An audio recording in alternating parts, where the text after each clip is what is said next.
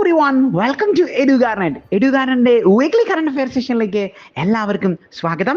ആദ്യമായിട്ട് നമ്മൾ നോക്കാൻ പോകുന്നത് സ്പോർട്സിൽ നിന്നുള്ള ഒരു കറണ്ട് അഫെയർ ആണ്. 2024-25 വിജയ് ഹസാരെ ട്രോഫിയിൽ കർണാടക ജേതാക്കളായി എന്നുള്ള കാര്യമാണ് നമ്മൾ നോക്കുന്നത്. ഫൈനലിൽ വിദർഭയെ പരാജയപ്പെടുത്തിക്കൊണ്ടാണ് കർണാടക ഇത്തവണത്തെ വിജയ് ഹസാരെ ട്രോഫിയിൽ ജേതാക്കളായിരിക്കുന്നത്. നമ്മളുടെ എക്സാമുകൾക്ക് സ്ഥിരമായി ചോദിക്കാറുള്ള പാറ്റേൺ ആണ്. ഒരു ട്രോഫി മത്സരവുമായി ബന്ധപ്പെട്ടിട്ട് ട്രോഫിയുടെ പേര് തന്നതിന് ശേഷം ഇത് എന്തുമായി ബന്ധപ്പെട്ടിരിക്കുന്നു എന്നുള്ളത്. വിജയ് ഹസാരെ എന്ന് പറയുന്നത് ക്രിക്കറ്റുമായി ബന്ധപ്പെട്ടിരിക്കുന്നു എന്നുള്ള കാര്യം ഓർത്തുകൊള്ളുക. ക്രിക്കറ്റുമായി ബന്ധപ്പെട്ട് എക്സാമിനേഷന് ചോദിക്കുന്ന മറ്റ് കപ്പുകൾ കൂടി നമുക്ക് ഒന്ന് ഡിസ്കസ് ചെയ്യാം. Titan cup, merchandise cup, Ranji trophy, CK Naidu cup എന്നൊക്കെ പറയുന്നത് ക്രിക്കറ്റുമായി ബന്ധപ്പെട്ട് കോമ്പറ്റേറ്റീവ് എക്സാമിനേഷൻസ് സ്ഥിരമായി ചോദിക്കുന്ന ചോദ്യങ്ങളാണ്. അതായത് എക്സാമുകൾക്ക് ചോദിക്കുന്ന പാറ്റേൺ എന്ന് പറയുന്നത് CK Naidu cup is related with which sport എന്ന് പറഞ്ഞിട്ട് നമുക്ക് ഓപ്ഷൻസിൽ ക്രിക്കറ്റും ഫുട്ബോളും ഹോക്കിയും ബാഡ്മിൻ്റണും ഒക്കെയാണ് നൽകാറുള്ളത്. ഓർത്തുകൊള്ളുക, നമ്മളിപ്പോൾ ഡിസ്കസ് ചെയ്തത് എല്ലാ കപ്പുകളും ക്രിക്കറ്റുമായി ബന്ധപ്പെട്ടിട്ടുള്ള കപ്പുകളാണ് എന്നുള്ളത്. ഇനി ഇന്റർനാഷണലിൽ നിന്ന് എക്സാമുകൾക്ക് ചോദിക്കുന്ന ഒരു കപ്പാണ് ആഷസ് എന്ന് പറയുന്നത്. ആഷസ് എന്ത് കളിയുമായി ബന്ധപ്പെട്ടിട്ട് ഉള്ളതാണ് എന്ന് നമ്മളോട് ചോദിച്ചാൽ അതിന്റെ ഉത്തരം എന്ന് പറയുന്നത് ക്രിക്കറ്റ് ആണ് എന്നുള്ള കാര്യം നോട്ട് ചെയ്ത് വെക്കുക. അടുത്തതായിട്ട് നമ്മൾ ഡിസ്കസ് ചെയ്യുന്നത് ഒരു ബാങ്കിങ് കറണ്ട് അഫെയർ ആണ്. Industrial development bank of India IDBI അവരുടെ MDയും CEOയുമായിട്ട് രാകേഷ് ശർമ്മയെ റീഅപ്പോയിന്റ് ചെയ്തു എന്നുള്ള വാർത്തയാണ് നമ്മൾ ഡിസ്കസ് ചെയ്യുന്നിരിക്കുന്നത്. 3 വർഷത്തേക്കാണ് രാകേഷ് ശർമ്മയെ IDBI അവരുടെ MDയും CEOയുമായിട്ട് റീഅപ്പോയിന്റ് ചെയ്തിരിക്കുന്നത്. നമുക്കറിയാം, ബാങ്കിങ് കറണ്ട് അഫെയർസ് ഡിസ്കസ് ചെയ്യുമ്പോൾ നമ്മൾ പ്രധാനമായിട്ടും ശ്രദ്ധിക്കേണ്ട കാര്യം എന്ന് പറയുന്നത്, ഏത് ബാങ്കിനെ കുറിച്ച് നമ്മൾ പഠിച്ചാലും നമ്മൾ അപ്പോൾ തന്നെ പഠിക്കേണ്ട കാര്യം ആ ബാങ്കിൻ്റെ ഹെഡ് ക്വാർട്ടേഴ്സ് എവിടെയാണ് സ്ഥിതി ചെയ്യുന്നത്, ബാങ്ക് എന്നാണ് നിലവിൽ വന്നത് എന്നുള്ള കാര്യങ്ങളെല്ലാം നമ്മൾ നോക്കിയിരിക്കണം.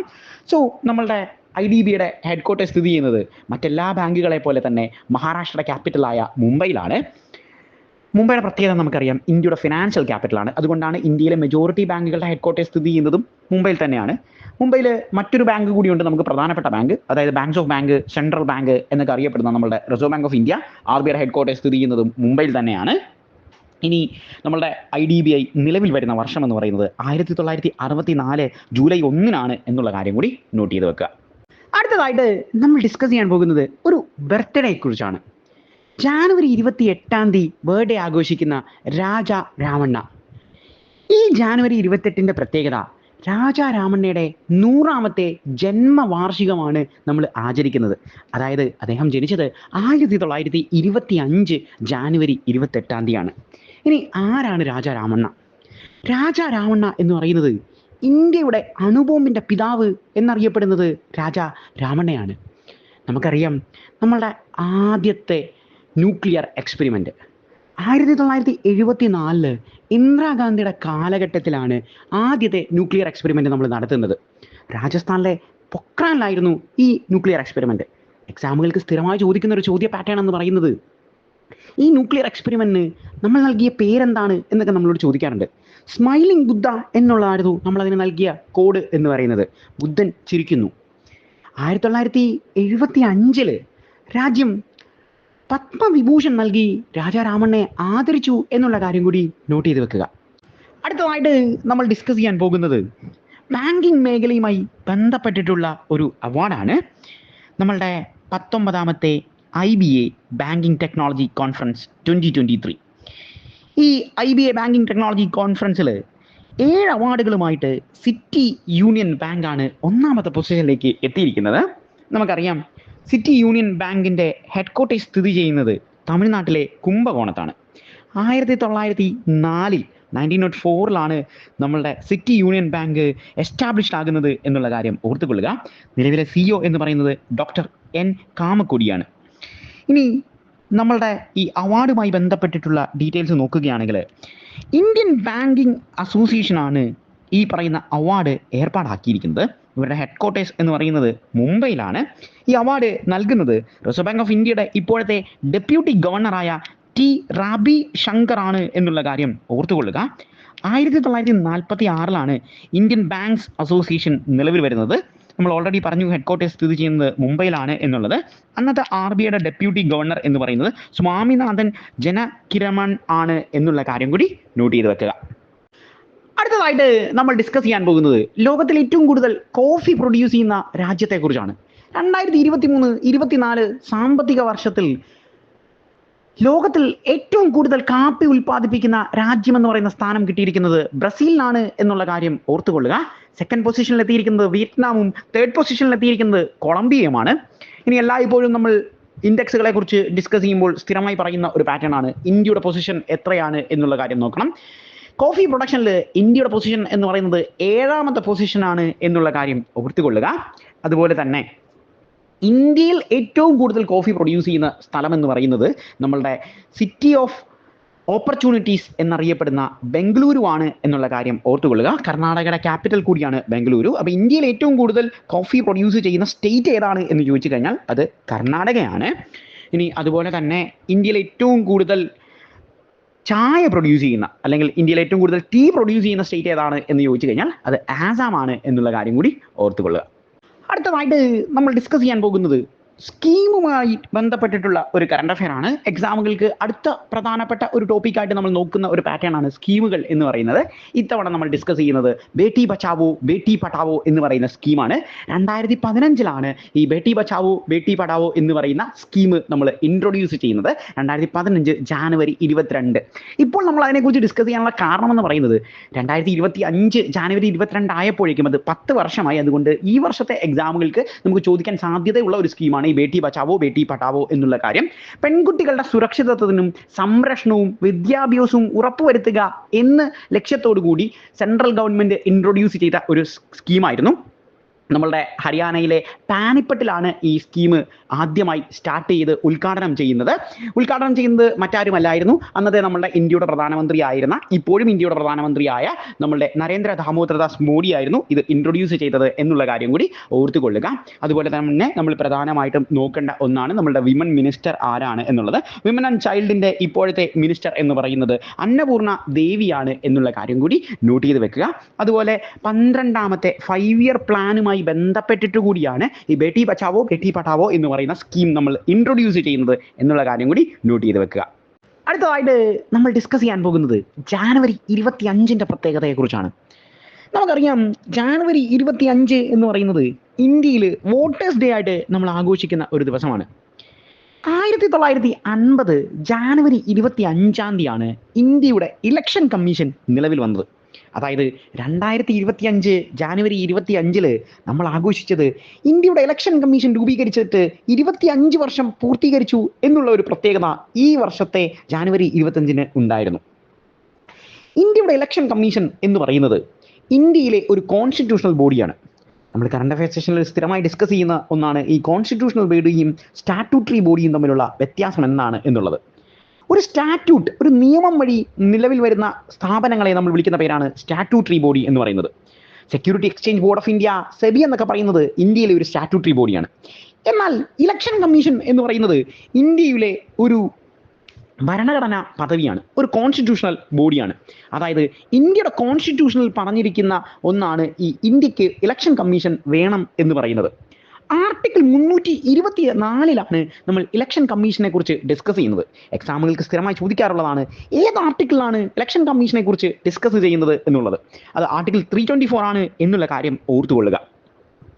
നമ്മളുടെ ഇലക്ഷൻ കമ്മീഷനുമായി ബന്ധപ്പെട്ടിട്ട് നമുക്ക് പ്രധാനമായി നോക്കേണ്ടത് ഇലക്ഷൻ കമ്മീഷന്റെ ചീഫ് ഇലക്ഷൻ കമ്മീഷണറാണ്. നിലവിലെ സാഹചര്യത്തിൽ ഇന്ത്യയിലെ ചീഫ് ഇലക്ഷൻ കമ്മീഷണർ എന്ന് പറയുന്നത് രാജീവ് കുമാറാണ്. ചീഫ് ഇലക്ഷൻ കമ്മീഷണർ ടെനുവർ എന്ന് പറയുന്നത് 6 വർഷവും അല്ലെങ്കിൽ 65 വയസ്സുമാണ് എന്നുള്ള കാര്യം ഓർത്തുകൊള്ളുക. ഇതിൽ ആദ്യം ഏതാണോ ആകുന്നത് ആ സമയത്ത് അവർ റിട്ടയർ ആകും. ഇനി ഇലക്ഷൻ കമ്മീഷന് 2 ഇലക്ഷൻ കമ്മീഷണർ കൂടിയുണ്ട്. അതായത് ചീഫ് ഇലക്ഷൻ കമ്മീഷണർ കൂടാതെ 2 ഇലക്ഷൻ കമ്മീഷണേഴ്സ് കൂടി ഉണ്ട് എന്നുള്ള കാര്യം ഓർത്തുകൊള്ളുക. ഒന്ന് നമ്മളുടെ ജ്ഞാനേഷ് കുമാറും ഒന്ന് ഡോക്ടർ സുഖ്ബീർ സിംഗ് സന്ധു ആണ് എന്നുള്ള കാര്യം ഓർത്തുകൊള്ളുക. ഈ ഇലക്ഷൻ കമ്മീഷണറിനെ അപ്പോയിന്റ് ചെയ്യുന്നത് ഇന്ത്യയുടെ പ്രസിഡന്റാണ്. സെലക്ഷൻ കമ്മിറ്റിയിൽ പ്രധാനമായിട്ടും 3 വ്യക്തികളാണ് ഉള്ളത് എന്നുള്ള കാര്യം ഓർത്തുകൊള്ളുക. അതായത് ഇന്ത്യയുടെ അടുത്ത ചീഫ് ഇലക്ഷൻ കമ്മീഷണർ ആരാണ് എന്ന് തീരുമാനിക്കുന്നത് ഈ സെലക്ഷൻ കമ്മിറ്റിയാണ്. അപ്പോയിന്റ് ചെയ്യുന്നത് മാത്രമാണ് പ്രസിഡന്റ്. ഇലക്ഷൻ കമ്മിറ്റിയിൽ അല്ലെങ്കിൽ ഈ സെലക്ഷൻ കമ്മിറ്റിയിലെ 3 പ്രധാനപ്പെട്ട അംഗങ്ങൾ എന്ന് പറയുന്നത് ഒന്ന് ഇന്ത്യയുടെ പ്രധാനമന്ത്രിയും, രണ്ടാമത്തെ വ്യക്തി എന്ന് പറയുന്നത് ഇന്ത്യയിലെ ഒരു ക്യാബിനറ്റ് മിനിസ്റ്ററും മൂന്നാമത്തെ വ്യക്തി എന്ന് പറയുന്നത് ഇന്ത്യയുടെ ഒപ്പോസിഷൻ ലീഡറുമാണ് എന്നുള്ള കാര്യം നോട്ട് ചെയ്ത് വെക്കുക. അടുത്തതായിട്ട് നമ്മൾ ഡിസ്കസ് ചെയ്യാൻ പോകുന്നത് ഇന്റർനാഷണൽ വിഭാഗത്തിൽ വരുന്ന റാങ്കിങ് ആൻഡ് ഇൻഡെക്സ് എന്നീ പറയുന്ന പാറ്റേൺ ആണ്. ഇപ്പോൾ നമ്മൾ ഡിസ്കസ് ചെയ്യാൻ പോകുന്നത് 2025 ഗ്ലോബൽ ഫയർ പവർ ഇൻഡെക്സ് പ്രകാരം ലോകത്തിലെ ഏറ്റവും സൈനിക ശക്തിയുള്ള രാജ്യം ഏതാണ് എന്നുള്ളതാണ്.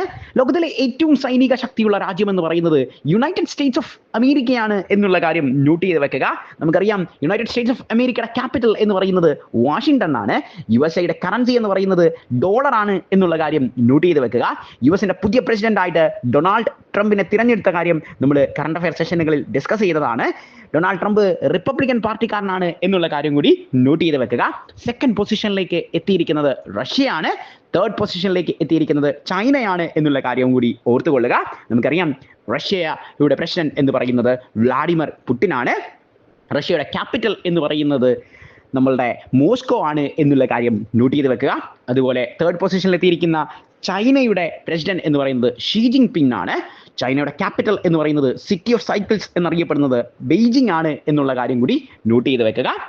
എല്ലായ്പ്പോഴും ഇന്റർനാഷണൽ ഇൻഡെക്സുകൾ പഠിക്കുമ്പോൾ നമ്മൾ ശ്രദ്ധിക്കേണ്ട പാറ്റേണുകൾ എന്ന് പറയുന്നത്, അതായത് ഇന്ത്യയുടെ പൊസിഷൻ ഏതാണ് എന്നുള്ളതായിരിക്കും സ്ഥിരമായി നമ്മളുടെ എക്സാമുകൾക്ക് ചോദിക്കാറുള്ളത്. സോ ഫസ്റ്റും സെക്കൻഡും തേർഡും പൊസിഷൻ കഴിഞ്ഞ് നമ്മൾ ഏറ്റവും കൂടുതൽ പരിഗണന നൽകേണ്ടത് ഇന്ത്യയുടെ പൊസിഷൻ ആ റാങ്കിങ്ങിൽ എത്രയാണ് എന്നുള്ളതാണ്. ഇന്ത്യയുടെ പൊസിഷൻ 4ാം സ്ഥാനമാണ് എന്നുള്ള കാര്യം ഓർക്കുക. അതായത് ലോകത്തിലെ 4ാമത്തെ സൈനിക ശക്തിയാണ് ഇന്ത്യ എന്നുള്ള കാര്യം നമുക്ക് അഭിമാനിക്കാവുന്ന കാര്യമാണ്. ഇനി ഈ ഇൻഡെക്സിൽ മൊത്തം എത്ര രാജ്യങ്ങൾ ഉണ്ടായിരുന്നു എന്ന് ചോദിച്ചു കഴിഞ്ഞാൽ 145 രാജ്യങ്ങളെ തിരഞ്ഞെടുത്ത് ആണ് അവർ അത് ചെക്ക് ചെയ്തത്. അതിൽ ആണ് ഇന്ത്യയുടെ പൊസിഷൻ 4ാമത് എത്തിയിരിക്കുന്നത് എന്നുള്ള കാര്യം ഓർക്കുക. അതുപോലെ 145ാമത്തെ പൊസിഷൻ, അതായത് ലോകത്തിലെ ഏറ്റവും മോശം സൈനിക ശക്തി എന്നൊക്കെ അറിയപ്പെടുന്ന രാജ്യം എന്ന് പറയുന്നത് 145ാമത്തെ റാങ്ക് നേടിയിരിക്കുന്നത് ഭൂട്ടാനാണ് എന്നുള്ള കാര്യം കൂടി നോട്ട് ചെയ്ത് വെക്കുക.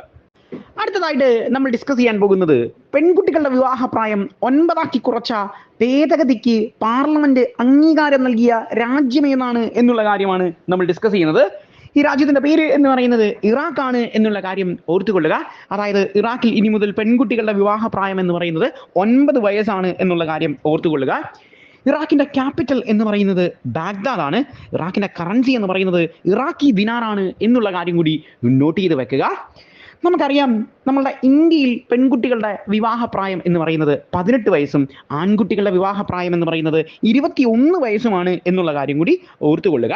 അതുപോലെ നാഷണൽ ചൈൽഡ് ഡേ, ഇന്ത്യയിൽ നമ്മൾ നാഷണൽ ഗേൾ ചൈൽഡ് ഡേ ആയിട്ട് ആഘോഷിക്കുന്നത് ജാനുവരി 24-ാം തീയതിയാണ് എന്നുള്ള കാര്യം കൂടി നോട്ട് ചെയ്ത് വെക്കുക. ഡേറ്റ്സ് ആൻഡ് ഡേ വിഭാഗത്തിൽ നിന്ന് ചോദിച്ച് കണ്ടിട്ടുള്ള ഒരു ചോദ്യമാണ് നാഷണൽ ഗേൾ ചൈൽഡ് ഡേ എന്നാണ് ആഘോഷിക്കുന്നത് എന്നുള്ളത്. ജാനുവരി 24 എന്നുള്ള കാര്യം നോട്ട് ചെയ്ത് വെക്കുക. അടുത്തതായിട്ട് നമ്മൾ ഡിസ്കസ് ചെയ്യാൻ പോകുന്നത് റാങ്കിങ് ഇൻഡെക്സ് എന്നീ വിഭാഗത്തിൽ നിന്നുള്ള കറണ്ട് അഫയർ ആണ്. എല്ലായ്പ്പോഴും എക്സാമുകൾക്ക് റാങ്കിങ് ഇൻഡെക്സിൽ നിന്ന് ഒരു ചോദ്യം നമുക്ക് എക്സ്പെക്ട് ചെയ്യാവുന്നതാണ്. ഇത്തവണ നമ്മൾ ഡിസ്കസ് ചെയ്യുന്നത് ഫിസ്ക്കൽ ഹെൽത്ത് ഇൻഡെക്സ് 2022-23 ആണ്. ഇത് പുറത്തുവിടുന്നത് 2025-ലാണ്. നീതി ആയോഗാണ് ഇത് ഇപ്പോൾ പുറത്തുവിട്ടിരിക്കുന്നത്. 1ാം സ്ഥാനത്തേക്ക് എത്തിയിരിക്കുന്ന സ്റ്റേറ്റ് എന്ന് പറയുന്നത് ഒഡീസയാണ് എന്നുള്ള കാര്യം നോട്ട് ചെയ്ത് വെക്കുക. 2ാമത്തെ പൊസിഷനിൽ ഛത്തീസ്ഗഡും 3ാമത്തെ പൊസിഷനിൽ ഗോവയുമാണ്.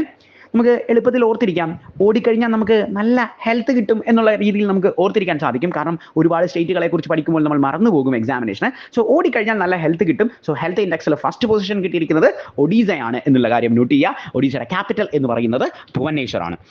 ഇനി നമ്മൾ നോക്കുന്നത് നീതി ആയോഗിനെ കുറിച്ചാണ്. നീതി ആയോഗ് നമ്മളുടെ എക്സാമുകൾക്ക് ഏറ്റവും പ്രിയപ്പെട്ട ഒരു ടോപ്പിക്കാണ്. 2015 ജാനുവരി 1-ാം തീയതിയാണ് നീതി ആയോഗ് നിലവിൽ വരുന്നത്.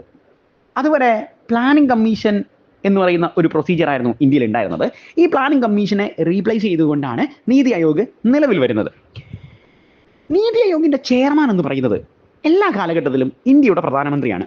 അതായത് പ്ലാനിംഗ് കമ്മീഷന്റെ ചെയർമാൻ എല്ലായ്പ്പോഴും ഇന്ത്യയുടെ പ്രധാനമന്ത്രിമാരായിരിക്കും. ആദ്യത്തെ പ്ലാനിംഗ് കമ്മീഷന്റെ ചെയർമാൻ എന്ന് പറയുന്നത് ആ കാലഘട്ടത്തിൽ ഇന്ത്യയുടെ പ്രധാനമന്ത്രിയായിരുന്ന, അല്ലെങ്കിൽ ഇന്ത്യയുടെ ആദ്യത്തെ പ്രധാനമന്ത്രിയായ പണ്ഡിറ്റ് ജവഹർലാൽ നെഹ്റു ആണ്.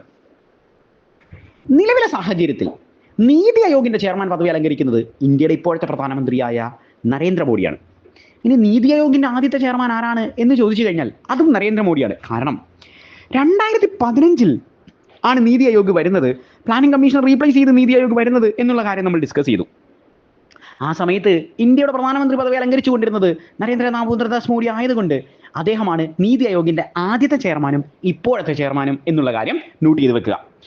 ഇനി ഈ അടുത്ത എക്സാമുകൾക്ക് കണ്ടുവരുന്ന ഒരു പാറ്റേൺ എന്ന് പറയുന്നത്, നമ്മൾ സ്ഥിരമായി നീതി ആയോഗിൻ്റെ ചെയർമാൻ പ്രൈം മിനിസ്റ്റർ ആണ് എന്ന് പഠിച്ചുകൊണ്ട് പോകുന്നത് കൊണ്ട് അവർ ചോദിക്കുന്ന ചോദ്യത്തിൻ്റെ പാറ്റേണിൻ്റെ പ്രത്യേകത എന്ന് പറയുന്നത്, ആരാണ് നീതി ആയോഗിൻ്റെ വൈസ് ചെയർമാൻ എന്ന് ചോദിക്കും.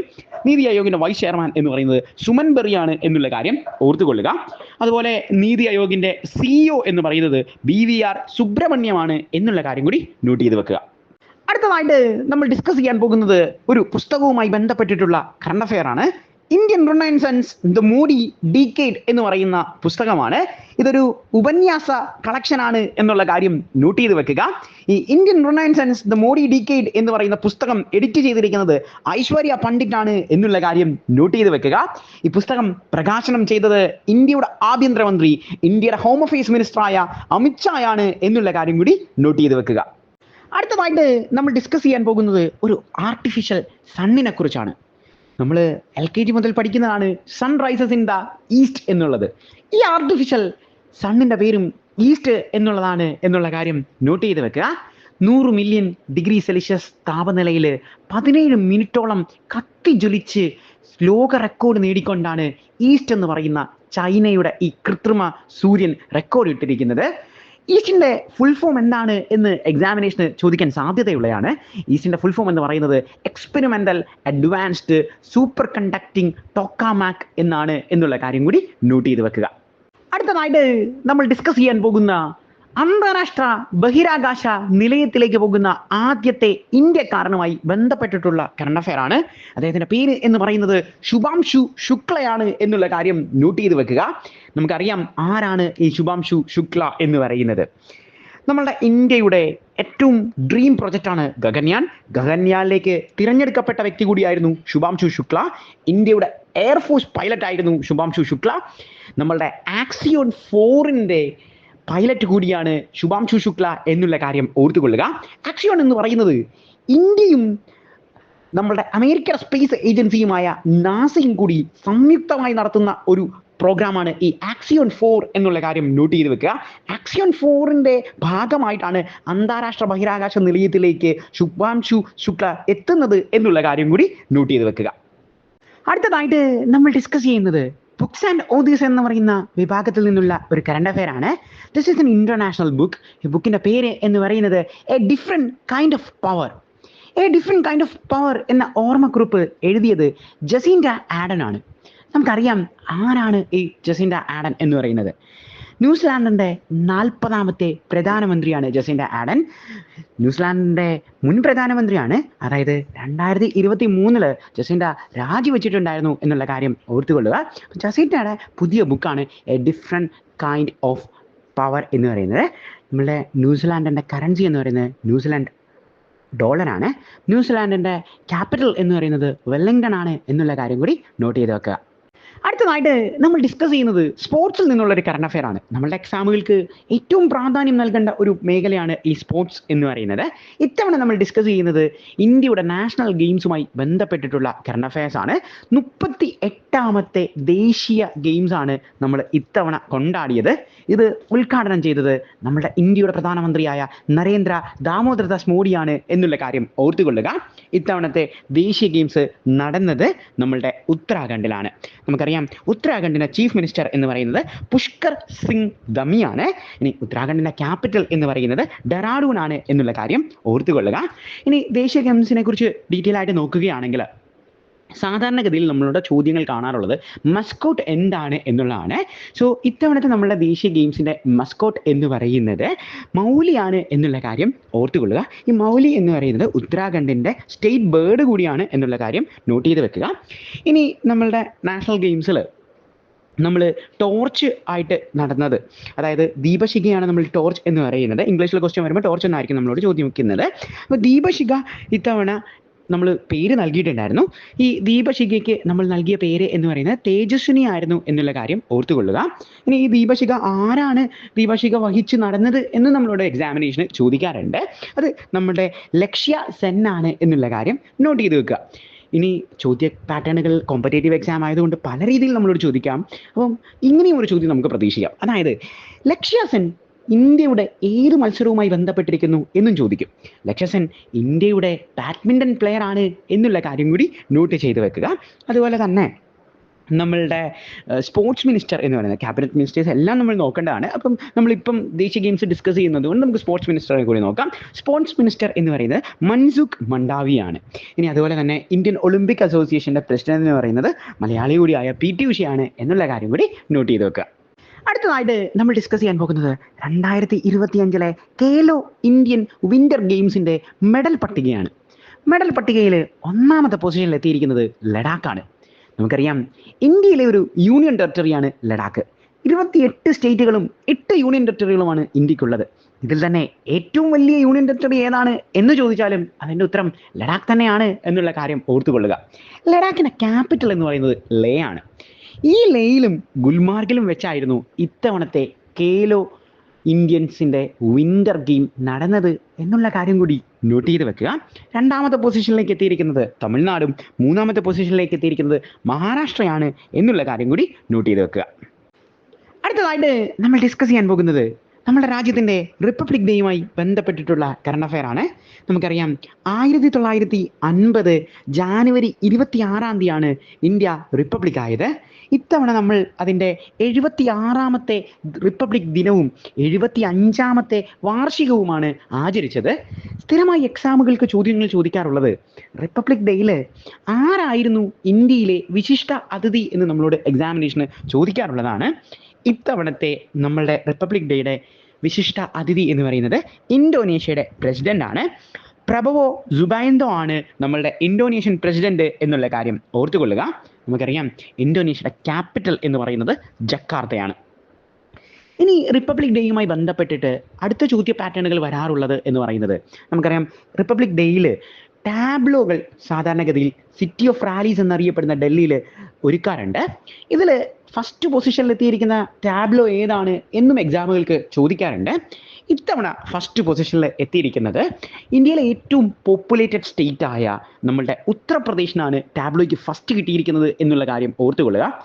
ഉത്തർപ്രദേശിൻ്റെ തീം എന്ന് പറയുന്നത് മഹാകുംഭ് ആയിരുന്നു എന്നുള്ള കാര്യം കൂടി ഓർത്തുകൊള്ളുക. അതായത് 2025 പ്രത്യേകത മഹാകുംഭമേള നടക്കുന്ന സമയമാണ്. അപ്പോൾ മഹാകുംഭ് ആയിരുന്നു ഉത്തർപ്രദേശിൻ്റെ തീം എന്നുള്ള കാര്യം നോട്ട് ചെയ്ത് വെക്കുക. ഉത്തർപ്രദേശിൻ്റെ ചീഫ് മിനിസ്റ്റർ എന്ന് പറയുന്നത് യോഗി ആദിത്യനാഥ് ആണ്. ഉത്തർപ്രദേശിൻ്റെ ക്യാപിറ്റൽ എന്ന് പറയുന്നത് ലക്നൗ ആണ് എന്നുള്ള കാര്യം നോട്ട് ചെയ്ത് വെക്കുക. അതുപോലെ സെക്കൻഡ് പൊസിഷനിലേക്ക് എത്തിയിരിക്കുന്നത് ത്രിപുരയാണ്. ത്രിപുരയുടെ ക്യാപിറ്റൽ എന്ന് പറയുന്നത് അഗർത്തലയാണ്. ത്രിപുരയുടെ തീം എന്ന് പറയുന്നത് കർച്ചി പൂജയാണ് എന്നുള്ള കാര്യം നോട്ട് ചെയ്ത് വെക്കുക. അത് എന്തുകൊണ്ടാണ് ഈ കർച്ചി പൂജയ്ക്ക് ഇത്ര പ്രാധാന്യം എന്ന് പറയുന്നത്? നമ്മൾ സാധാരണഗതിയിൽ ഫെസ്റ്റിവൽസ് എന്ന് പറയുന്ന ടോപ്പിക്കിൽ നിന്ന് നമുക്ക് എക്സാമിനേഷന് ചോദ്യങ്ങൾ വരാറുണ്ട്. കർച്ചി പൂജ എന്തുമായി ബന്ധപ്പെട്ടിരിക്കുന്നു, അല്ലെങ്കിൽ ഏത് സ്റ്റേറ്റുമായി ബന്ധപ്പെട്ടിരിക്കുന്നു എന്നൊക്കെ നമ്മളുടെ എക്സാമിനേഷന് ചോദിക്കാറുണ്ട്. സോ ഈ കർച്ചി പൂജ എന്ന് പറയുന്നത് ത്രിപുരയുമായി ബന്ധപ്പെട്ടിരിക്കുന്നു എന്നുള്ള കാര്യം നോട്ട് ചെയ്ത് വെക്കുക. മൂന്നാമത്തെ പൊസിഷനിലേക്ക് എത്തിയിരിക്കുന്നത് ആന്ധ്രാപ്രദേശാണ്. ആന്ധ്രാപ്രദേശിൻ്റെ ക്യാപിറ്റൽ എന്ന് പറയുന്നത് അമരാവതിയാണ്. ആന്ധ്രാപ്രദേശ് ബൊമ്മലു എന്ന് പറയുന്ന ഒരു ടാബ്ലോ ആയിരുന്നു അവർ ഒരുക്കിയിരുന്നത് എന്നുള്ള കാര്യം കൂടി നോട്ട് ചെയ്ത് വെക്കുക. അതുപോലെ നമ്മളുടെ പ്രധാനമായിട്ടും റിപ്പബ്ലിക് ഡേയിൽ നമ്മൾ ടാബ്ലോസ് സ്റ്റേറ്റുകളുടെ ആയിരുന്നു ഇപ്പോൾ ഡിസ്കസ് ചെയ്തത്. അടുത്തത് നമ്മൾ നോക്കുന്നത് ഓരോ മന്ത്രാലയങ്ങൾ, അതായത് കേന്ദ്ര മന്ത്രിസഭയിലെ ഓരോ മന്ത്രാലയങ്ങളും ഈ ടാബ്ലോ ഒരുക്കാറുണ്ട്. അതിലും പൊസിഷൻസിൽ നമ്മൾ ഫസ്റ്റ് കൊടുക്കാറുണ്ട്. ഇത്തവണ ഫസ്റ്റ് പൊസിഷനിലേക്ക് എത്തിയിരിക്കുന്ന മന്ത്രാലയം എന്ന് പറയുന്നത് ഇന്ത്യയുടെ ട്രൈബൽ മന്ത്രാലയമാണ് എന്നുള്ള കാര്യം ഓർത്തുകൊള്ളുക. അപ്പോൾ തന്നെ സ്വാഭാവികമായിട്ടും നമ്മൾ ട്രൈബൽ മിനിസ്റ്റർ ആരാണ് എന്ന് നോക്കണം. നമ്മളുടെ ട്രൈബൽ മിനിസ്റ്റർ എന്ന് പറയുന്നത് ഒറാം ആണ് എന്നുള്ള കാര്യം ഓർത്തുകൊള്ളുക. ജുവൽ ഒറാം ആണ് നമ്മളുടെ ട്രൈബൽ മിനിസ്റ്റർ. അതുപോലെ എന്തായിരുന്നു നമ്മുടെ ട്രൈബലിൻ്റെ തീം എന്നുള്ള കാര്യം കൂടി നമുക്ക് നോക്കാം. ട്രൈബൽ മന്ത്രാലയത്തിൻ്റെ തീം എന്ന് പറയുന്നത് ജാതീയ ഗൗരവ് വർഷ ആയിരുന്നു എന്നുള്ള കാര്യം ഓർത്തുകൊള്ളുക. ഈ ജാതീയ ഗൗരവ് വർഷ എന്ന് പറയുന്നത് ബിർസ മുണ്ടയുടെ 150ാമത്തെ പിറന്നാളുമായി ബന്ധപ്പെട്ടിട്ട് ട്രൈബൽ മന്ത്രാലയം കൊണ്ടാടുന്ന ഒന്നാണ് ഈ ജാതീയ ഗൗരവ് വർഷ എന്നുള്ള കാര്യം ഓർക്കുക. ഈ വർഷമാണ് നമ്മൾ ജാതീയ ഗൗരവ് വർഷമായിട്ട് ആഘോഷിക്കുന്നത്. ഇത് ബിർസ മുണ്ട എന്ന് പറയുന്ന നേതാവിൻ്റെ 150ാമത്തെ ജന്മവാർഷികവുമായി ബന്ധപ്പെട്ടതാണ് എന്നുള്ള കാര്യം കൂടി നോട്ട് ചെയ്ത് വെക്കുക. അടുത്തതായിട്ട് നമ്മൾ ഡിസ്കസ് ചെയ്യാൻ പോകുന്നത് ഒരു ഇന്റർനാഷണൽ റെസിഗ്നേഷൻ ആണ്. നമ്മളുടെ സെർബിയയുടെ പ്രധാനമന്ത്രിയായ മിലോസ് വൂസ്ബെക് അഴിമതി വിരുദ്ധ പ്രതിഷേധത്തെ തുടർന്ന് 2025 ജാനുവരിയിൽ രാജിവെച്ചു എന്നുള്ള വാർത്തയാണ് നമ്മൾ ഡിസ്കസ് ചെയ്യുന്നത്. നമുക്കറിയാം നമ്മളുടെ സെർബിയയുടെ ക്യാപിറ്റൽ എന്ന് പറയുന്നത് ബെൽഗ്രേഡ് ആണ്. സെർബിയയുടെ കറൻസി എന്ന് പറയുന്നത് സെർബിയൻ ദിനാറാണ് എന്നുള്ള കാര്യം നോട്ട് ചെയ്ത് വെക്കുക. അടുത്തതായിട്ട് നമ്മൾ ഡിസ്കസ് ചെയ്യാൻ പോകുന്നത് ഒരു അപ്പോയിൻമെന്റിനെ കുറിച്ചാണ്. Indian space research organisation ISRO ഇന്ത്യയുടെ സ്പേസ് റിസർച്ച് ഓർഗനൈസേഷന്റെ ചെയർമാനായിട്ട് വി നാരായണനെ അപ്പോയിന്റ് ചെയ്തു എന്നുള്ള വാർത്തയാണ് നമ്മൾ ഡിസ്കസ് ചെയ്യുന്നത്. വി നാരായണൻ റീപ്ലേസ് ചെയ്യുന്നത് എസ് സോമനാഥിനെയാണ് എന്നുള്ള കാര്യം കൂടി നോട്ട് ചെയ്ത് വെക്കുക. നമുക്കറിയാം 1969 Indian space research organisation ISRO നിലവിൽ വരുന്നത്.